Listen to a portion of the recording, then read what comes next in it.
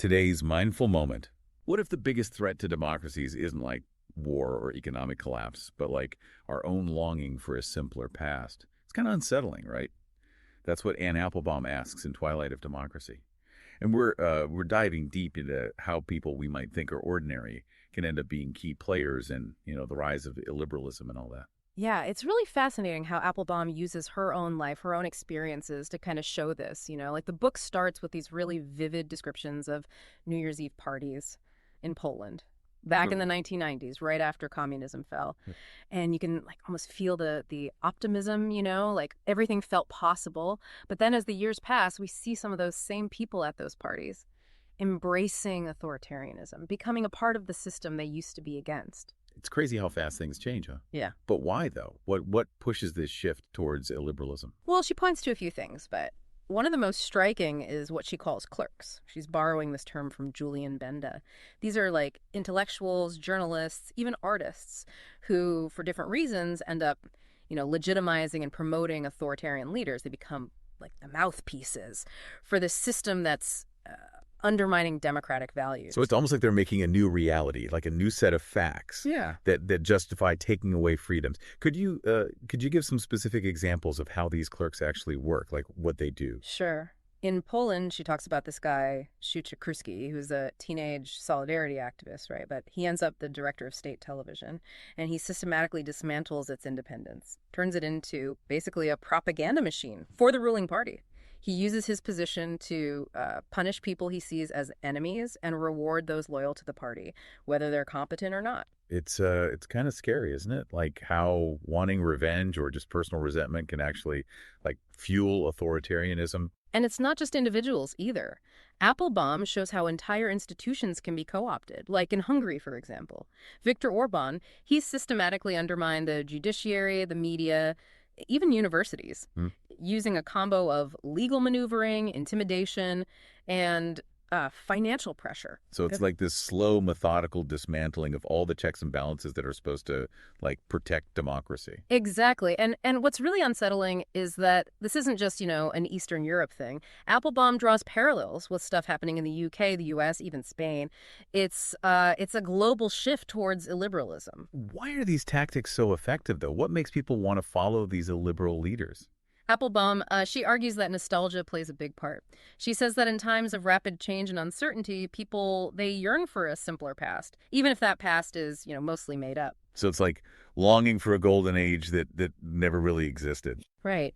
And authoritarian leaders, they're really good at exploiting that. They offer like simple solutions to really complex problems. They blame outsiders, immigrants, elites for society's problems. It creates this us versus them mentality, tapping into people's fears. That makes sense. When people feel overwhelmed by change, they want simple answers. They want a strong leader who says they'll fix everything. Exactly. And this is where technology comes in, right? Social media, with all its echo chambers and algorithms, it's become the perfect tool for spreading disinformation, manipulating people's opinions. It's like a breeding ground for conspiracy theories and alternative facts. Okay, so we have this longing for simplicity, plus this new information landscape that makes it super easy to spread lies and manipulate people. Yeah. What's an example of that in action? One really chilling example Applebaum digs into is the Smolensk plane crash in Poland in 2010. The Law and Justice Party, led by the deceased president's twin brother, they used this tragedy to spread a conspiracy theory, blaming the crash on their political rivals. This lie, amplified by state media, became ingrained in the public consciousness, eroding trust in democratic institutions. So they took this national tragedy and made it a weapon against their enemies, and it worked. It did. Applebaum calls it a medium-sized lie, and it was a huge part of how the Law and Justice Party gained power. It shows how a carefully crafted narrative, plus the right tools to spread it, can completely change public perception and political outcomes. It makes you think how fragile democracy really is. Yeah. And it makes you wonder if this is happening in other places. Oh, it absolutely is. Applebaum shows how Viktor Orban in Hungary, he's used similar tactics, demonizing George Soros, this Hungarian-American philanthropist, making him out to be some puppet master controlling everything from immigration to the media. It's a classic example of using anti-Semitic tropes to create a scapegoat and consolidate power. It's like these tactics, they don't belong to any one ideology or region. Anyone who wants to undermine democracy can use them. That's a key takeaway from Applebaum's book, actually. She's not just analyzing these specific events, she's identifying patterns, showing the common threads that link seemingly different movements and leaders. She's like showing us the playbook for authoritarianism, how it's Mhm. being adapted across borders. That's a pretty scary thought. Mhm. But before we go too far down that road, I'm curious about what Applebaum says about the UK. Mm. What are the parallels she sees between Brexit and these other trends towards illiberalism? Well, she argues that the Leave campaign, led by guys like Boris Johnson and Dominic Cummings, they relied heavily on misleading claims about immigration, the EU, and all the supposed economic benefits of Brexit. They created this narrative of national revival, tapping into English nationalism and nostalgia for when Britain was supposedly great. So it's that same appeal to a simpler past, a sense of lost glory that we've seen in other places. Exactly. And just like in Poland and Hungary, this narrative was amplified by a fragmented and polarized media landscape where it's really hard to separate fact from fiction. It's like the very tools that were supposed to make information more democratic, they end up getting used to undermine it. Yeah, that's one of the big paradoxes of our time. We've got more access to information than ever, but we're also more vulnerable to manipulation and disinformation. It's almost like we're drowning in information but starving for truth. That's a good way to put it, and it's something we have to face head on if we want to protect democracy. One of the things that really struck me about Applebaum's analysis is that she doesn't just focus on like the actions of these illiberal leaders and their clerks, right? She also looks at like why ordinary citizens are drawn to their message. What is it that makes people susceptible to these simple narratives and these promises of going back to some, golden age? Yeah, that's a good point. It's easy to just point fingers at the leaders, but Yeah. what about the people who support them? What's happening there? Well, Applebaum, she argues that it's not just about economics or social resentment. I mean, those play a part for sure. But she says there's a deeper thing going on psychologically, like a yearning for simplicity and certainty in a world that just feels more and more complex and chaotic. So people are looking for something solid, Mm. something to hold on to when everything's spinning out of control. Exactly. And that makes them vulnerable to these strongman leaders who, promise to bring back order and control. They offer this sense of belonging, a clear identity in a world where those things like traditional identities and social structures are kind of breaking down. Yeah, I get that. But how do they actually build these narratives? How do they get people to buy into these simplistic, divisive worldviews? Well, one of the key tools, according to Applebaum, is what she calls the medium-sized lie. It's basically a conspiracy theory or a fabrication that's big enough to be emotionally powerful, but not so crazy that people just dismiss it outright. So it's like a carefully crafted lie that plays on people's existing fears and prejudices, but it still seems kind of believable, like that Smolensk plane crash thing. Exactly. And it's a tactic that's been used really effectively in other countries, too. Take Viktor Orban in Hungary, for example. His whole political career is built on these medium-sized lies, demonizing George Soros, saying he's some puppet master controlling everything. It's crazy how one person can be the target of such a massive, totally unfounded conspiracy theory. But that's what makes these lies so powerful, right? They provide a simple, emotionally satisfying explanation for complex problems. They tap into those prejudices and anxieties, offering a clear enemy to blame for everything. And in this world where information is so fragmented and easy to manipulate, these lies can spread like wildfire. And that brings us back to technology, right? It's not just about the spread of disinformation, though, is it? It's about how technology is changing the very way our societies work, the way we talk to each other, the way we get information, even how we form our opinions. Absolutely. Applebaum argues that, the internet and social media with their algorithms that are designed to promote engagement and outrage, they've made these divisions even worse. They create these echo chambers where people only see information that confirms what they already believe, right? So it's harder and harder to see the world from someone else's perspective. It's like we're living in a world of funhouse mirrors. Everyone's seeing a different version of reality. That's a great way to put it. And it explains why it's so hard to have real conversations across political divides these days. We're practically speaking different languages, operating from totally different sets of facts. And that makes it way too easy for authoritarian leaders to exploit these divisions, to turn us against each other, and to erode trust in democratic institutions. So what can we do? Is there any way to reverse this trend towards illiberalism? Applebaum doesn't give any easy answers, unfortunately, but she does say that a crucial first step is recognizing the problem, right? Understanding how nostalgia, resentment, and technology are being weaponized against democracy. So it's about awareness, about educating people on how these tactics work. Exactly. And it's about defending the institutions that make liberal democracy possible. Things like a free press, an independent judiciary, and a strong civil society. We have to be really vigilant about protecting these things from attack, both from authoritarian leaders and from within our own societies, you know? That sounds like a really tall order, Yeah. especially in a world where it feels like even truth itself is up for debate. It is, but it's a task we can't afford to ignore. The stakes are just too high. Applebaum's book is like a wake-up call, reminding us that democracy isn't something you just watch, you know? Okay. It requires us to be actively engaged and willing to defend its core values, even when it's hard, even when it's uncomfortable. You mentioned earlier that Applebaum compares these trends in Eastern Europe with what's been going on in the UK, the US, and Spain.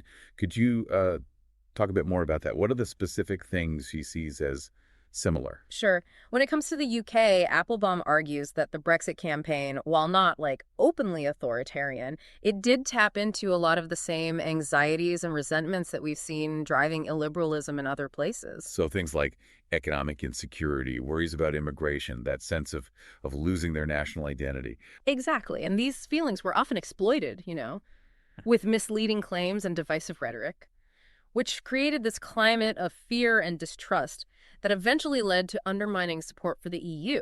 It's interesting that she doesn't shy away from saying that these illiberal impulses, they can exist on both sides of the political spectrum. She even criticizes some far-left activists for, like, being intolerant of opposing viewpoints and trying to shut down free speech on college campuses. Yeah, that's an important point. She argues that this authoritarian impulse, this desire to silence anyone who disagrees and impose one single worldview, it can happen on both the left and the right.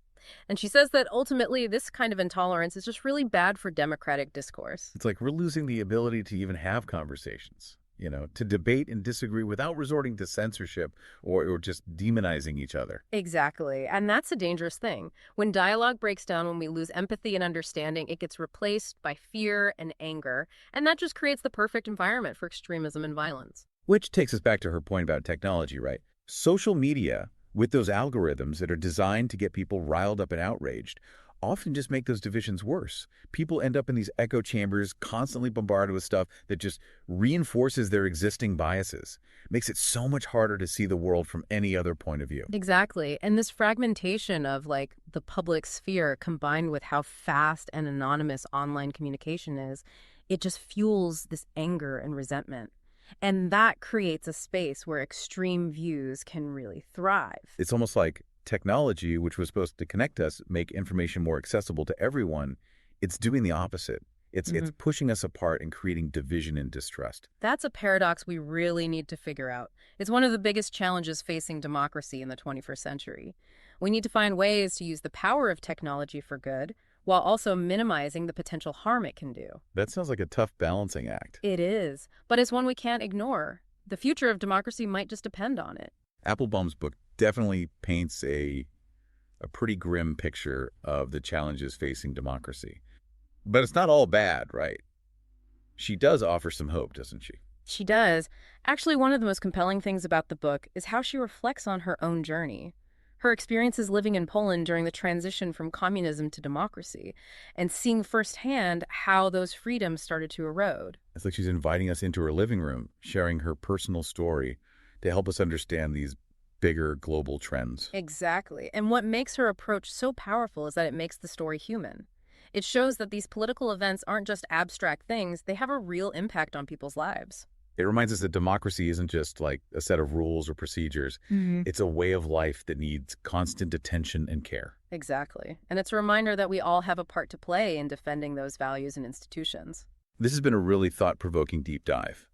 Applebaum's Twilight of Democracy really highlights how fragile democracy is, but also that its future's in our hands. It Right. feels like heavy, this creeping spread of illiberalism, the manipulation, the technology. Does Applebaum offer any solutions, or are we just left with this feeling of impending doom? Well, it's definitely not a light read, that's for sure. But Applebaum doesn't leave us totally in the dark. Towards the end of Twilight of Democracy, she talks about how resilient democratic ideals can be, like basic human desire for freedom and self-determination. So there's like a sliver of hope. This trend, it's not like a done deal. Right. She reminds us that history doesn't just move in one direction, you know? It's not always progress or always decline. There are always like counter movements, people, groups who push back against authoritarianism. She gives examples of people working to defend those democratic values, uphold the rule of law, and fight disinformation. That's good to hear. It sounds like she's saying we shouldn't just give up, but actively work to protect democracy. Exactly. It's a call to action, like a reminder that we can't just sit back and assume everything will be okay. She says it's crucial to foster a sense of shared purpose, remind ourselves of the values that unite us as citizens of a democracy, you know? So it's about rebuilding those connections, those bridges that have been kind of broken by these illiberal forces. Yeah. But how do you do that when even basic facts are like up for debate? Applebaum emphasizes how important truth is and basing decisions on evidence. We have to be like critical of the information we come across, question what we read and hear, look for reliable sources, support independent journalism. You know, So like developing that healthy skepticism, being willing to question our own biases and what we think we know. and it's also super important to have those respectful dialogues, even with people we disagree with. Democracy needs debate. It needs disagreement. It's through that clash of ideas that we refine our thinking, challenge our prejudices, and find solutions to these complicated problems we're facing. So it's about accepting that things are complex, that there aren't Yeah. always easy answers, and being open to hearing different perspectives. Absolutely. And understanding that democracy, it's not a finish line. It's a journey. Yeah. It's constantly working towards a more just, more equitable society. This has been a really thought-provoking deep dive. Applebaum's Twilight of Democracy, it definitely highlights how fragile democracy is, but it also reminds us that ultimately its fate is in our hands. It's a must read for anyone who's, worried about the direction the world's heading in. It's a call to action, urging us to be vigilant, to be courageous, and to actively defend those democratic values. If you're feeling like you want to explore these ideas more, we definitely recommend checking out Twilight of Democracy. You can find a link in the show notes.